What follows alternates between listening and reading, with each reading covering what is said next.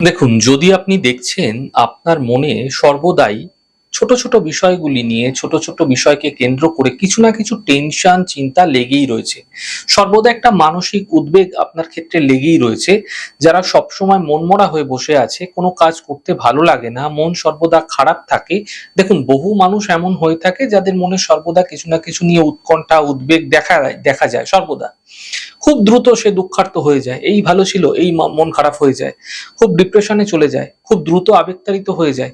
এই বসে আছে ভালো, হঠাৎ করে দেখা গেল ডিপ্রেশনে চলে গেছে।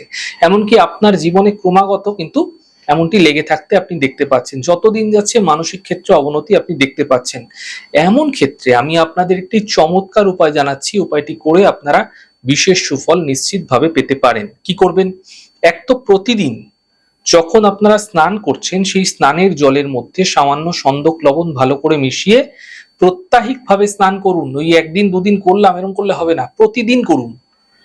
দ্বিতীয়ত, আপনি যে বাথরুমে বা যেখানে স্নানাগার রয়েছে অথবা টয়লেট রয়েছে সেখানে একটি বড় ফিটকিরির চাকা আপনারা রেখে দিন।